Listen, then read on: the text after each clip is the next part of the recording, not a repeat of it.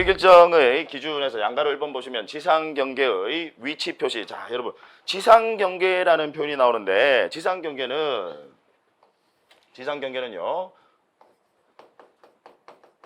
현실의 경계를 의미합니다.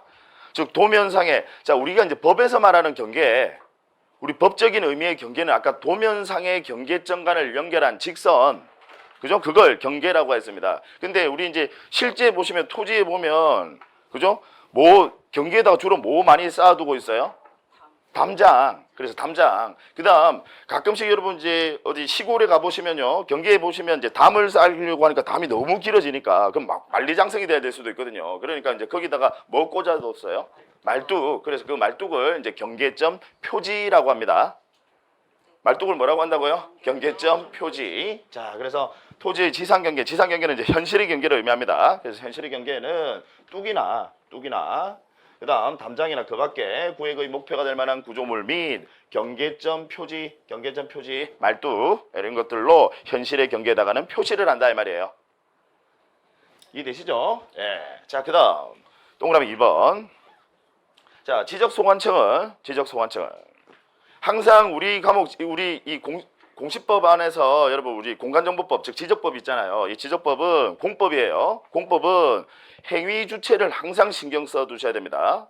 우리 여러분 부동산 공법 할 때도 마찬가지예요. 행위 주체를 항상 공법에서는 신경 써 두셔야 됩니다. 자, 누구예요? 지적소관청은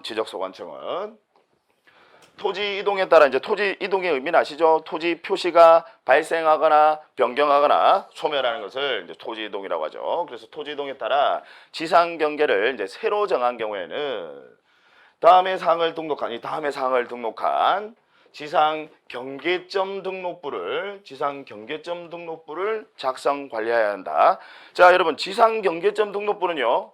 공부는 맞아요. 공부는 맞는데 나중에 우리 조금 있다가 나중에 이제 다음 시간에 배우실 지적 공부, 우리 협의의 지적 공부 아니에요. 지금 무슨 이야기냐? 여기다가 자 줄을 딱 끊으시고 밑에다가요. 이렇게 적어 두세요. 경계점 좌표 등록부 X라고요. 여러분들 시험에 이걸 경계점 좌표 등록부로 바꿔서 틀린 지문으로 냅니다. 나중에 조금 이따 배우실 경계점 좌표 등록부, 얘는 지적 공부 중에서 도면이에요. 경계점 좌표 등록부, 그거랑 다른 겁니다. 그럼 지상 경계점 등록부는 뭐냐면 지상에 있는 경계만을, 자 여러분 우리 이제 지난 시간에 제가 좀 설명을 드렸었는데요. 이제 개관도 하면서 제가 설명을 드렸었는데 우리 경계점 좌표 등록부는 어느 지역에 있는 토지들 등록시키는 지적 공부입니까? 그죠? 신도시 기억나시죠? 체계적 개발. 체계적으로 개발이 된 토지만 수치까지 나타내서 그 수치를 등록시킨단 말이에요.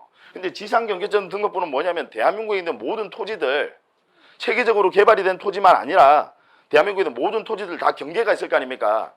무슨 얘기인지 아시겠죠? 그 경계만을 등록시키는 별도의 공부를 말하는 겁니다. 그러니까 경계점 좌표 등록부랑 달라요. 예. 부디 조심하셔야 됩니다. 시험에 잘 출제를 합니다. 이걸 여러분 경계점 좌표 등록부로 바꿔서 틀린 지문으로 최근에도 시험에 출제가 된 적이 있습니다. 잘 출제를 해요. 그래서 이 부분 조심하셔야 되고, 지상 경계점 등록부, 지상에 있는 경계만을 등록하는 별도의 공부다라는 지상 경계점 등록부. 자, 그다음 그럼 지상 경계점 등록부에는 어떠한 사항들이 등록이 되느냐? 지상 경계점 등록부에는 어떠한 사항들이 등록이 되느냐? 자, 먼저 소재 지번은 신경 쓰실 필요 없어요. 소재 지번은, 왜냐? 소재 지번은 우리 지적 공부, 대장과 도면 지적 공부뿐만 아니라 모든 공부, 뭐 등기부, 소재 지번이 없으면 그 토지를 특정할 수가 없거든요. 그래서 모든 공부의 공통적 등록사항입니다. 무슨 공부건 간에 소재 지번은 나오니까 소재 지번이 없으면 그 토지를 특정할 수가 없거든요. 이해하시겠죠? 그러니까 이건 신경 안 쓰셔도 된다고요. 소재 지번은 다 나오는 거니까. 그 다음, 자 여기 디귿부터 시옷까지가 있습니다. 디귿부터 시옷까지, 이거 암기하려고 하지 마시고요. 자 지금 가만히 보면요, 지상에 있는 경계만을 등록한 별도의 공부니까 경계와 관련된 별도의 공부입니다. 즉 별도의 공부라는 것은 추가적인 공부다 이 말이에요. 의미 아시겠죠? 그래서 당연히 경계와 관련된 내용이 다 들어가더라는 거예요. 경계와 관련된 내용이 다 들어가는데, 그러면 여기서 특이한 게 있어요. 여러분들이 출제자라고 생각을 하세요. 여러분들 출제자. 그러면 특이한 게 있어요. 뭐가요? 예, 미음이죠. 공무상 지목과 실제 토지 이용 지목이 등록이 된다라는 거. 지상경계점 등록부에는. 나중에 조금 이따가 배우실 건데요. 경계점 좌표 등록부에는 여러분 지목을 등록하지 않습니다. 나중에 배우실 우리 경계점 좌표 등록부 얘는 도면이에요. 이 경계점 좌표 등록부에는 여러분 지목 등록하지 않습니다. 그러니까 헷갈리니까 출제자들이 시험에 아주 자주 출제하고 제 개인적인 생각으로 올해 31회 시험에도 이 부분이 출제될 가능성이 상당히 또 유력합니다. 무슨 이야기인지 아시겠죠? 지목을 등록한다라는 거. 자, 그러면 이제 제가 여러분들 조금 더 기억을 오래 남게 하기 위해서 법은요, 안타깝게도 항상 법은요, 어느 경우에도 법은 결론만을 이야기합니다. 왜 이러한 법을 만들었는지 그 이유에 대해서 절대로 법은 언급하지 않습니다. 그럼 법에서는 그냥 무조건 이거 등록한대요. 지상경계점 등록부에 그런 규정만 두고 있습니다. 그 규정을 보고 우리가 이제 해석을 하는 거죠. 법 규정을 보고 해석을 하는데, 자 보시면 여기 경계점 표지, 아까 제가 경계점 표지가 뭐라고 그랬죠? 경계점 표지 말뚝 경계점 표지. 자, 경계점 표지의 종류도 여기 지상경계점 등록부에 등록하도록 돼 있어요. 그럼 한번 생각해 보자고요, 여러분. 자, 우리 이제 시골에 보시면 주로 바닥이 흙바닥이다, 그죠? 흙바닥이에요. 그럼 거기에 경계점 표지 말뚝. 혹시 여러분 시골에 가보시면 이렇게 말뚝 꽂힌 거 보신 적 있으십니까? 말뚝 이렇게 꽂힌 거 못 보셨나요? 그 말뚝 색깔이 뭐던가요? 빨간색이잖아요. 그 빨간색 여러분 뜯어보시면요, 안에 나무입니다. 안에 재질은 나무예요. 나무 빨리 썩지 말라고 붉은색 코팅이 핀 겁니다. 무슨 이야기인지 아시겠죠? 그 재질이 나무예요. 나무인데, 그러면 여러분 우리 도시 지역은 주로 보시면 아스팔트나 아스콘 포장되어 있는 아스팔트나 아니면 콘크리트 바닥 아닙니까? 거기에 나무 경계점 표지 종류 나무가 들어갈까요, 안 들어갈까요? 안 들어가요. 나무 안 들어가잖아요. 무슨 이야기인지 아시겠죠? 그래서 우리 법에는 다 규정이 있는데 여러분 그 규정 자체는 여러분들 시험 범위가 아니에요. 시험 범위에서 제외되는 부분입니다. 그래서 우리 이 도시 지역에 있는 콘크리트 바닥이나 아스팔트 바닥은요, 이 경계점 표지의 종류가 금속입니다. 나무가 아니라. 무슨 얘기인지 아시겠죠? 거기다가 규격도 다 달라요. 규격도. 생각해보면 여러분, 우리 아스팔트 바닥이 규격이 더 커야 될까요? 아니면 콘크리트 바닥이 규격이 더 커야 될까요? 이 상식이 있으셔야 되는데. 네. 여러분들 이제 거기에 대해서 잘 모르시죠? 여러분 아스콘 포장하는 거 보신 적 있습니까? 그냥 흙바닥 위에다가 그냥 바로 아스콘 포장합니까? 아니에요. 그러면 아스콘 금방 다 깨져버려요. 당연히 밑에다가 콘크리트로 이 골조를 만들고 그 위에 아스콘 포장하는 겁니다. 얘가 훨씬 더 두꺼워요. 우리 도로의 아스팔트가 여러분 밑에 바닥 보면요 훨씬 더 두껍습니다. 깨려면 힘듭니다. 무슨 이야기인지 아시겠죠? 그러니까 그게 규격이 크단 말이에요. 그런 규격까지도 여러분 법에는 다 규정을 두고 있어요. 그게 시험 범위가 아니에요. 근데 무슨 이야기인지 아시겠죠? 그러니까 무슨 이야기냐, 제가 이제 뭘 말씀드리고 싶으냐면 지금 경계점 표지의 종류마저도 경계와 관련돼 있으니까 지상경계점 등록부에는 등록하더라 이 말이에요.